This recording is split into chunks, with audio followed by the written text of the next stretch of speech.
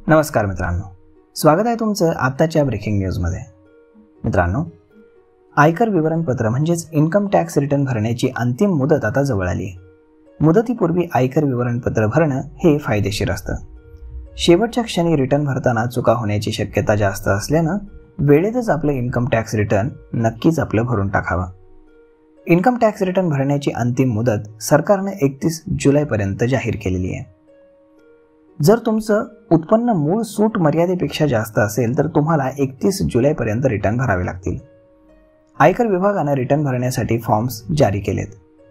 नोकरदार करदात्यांना रिटर्न भरण्यासाठी फॉर्म 16 आवश्यक असतो। यानुसार फॉर्म 16 देखील जारी करण्यात आला आहे। तुम्ही पगारदार करदाते असाल तर तुमच्या कंपनीनं फॉर्म 16 जारी केलेला आहे की नाही हे मात्र तुम्ही तपासून पाहावं लागेल।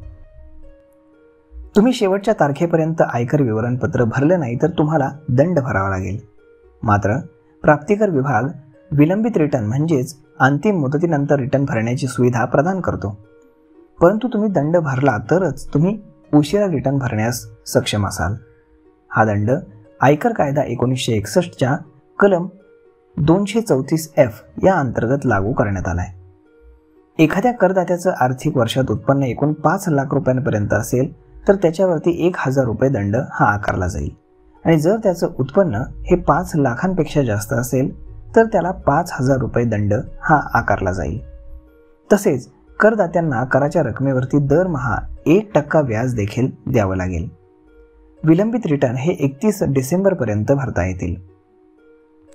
आता इन्कम टॅक्स रिटर्न न भरण्याचे तोटे देखील जाणून घ्या, कारण इन्कम टॅक्स रिटर्न न भरण्याचे अनेक तोटे आहेत।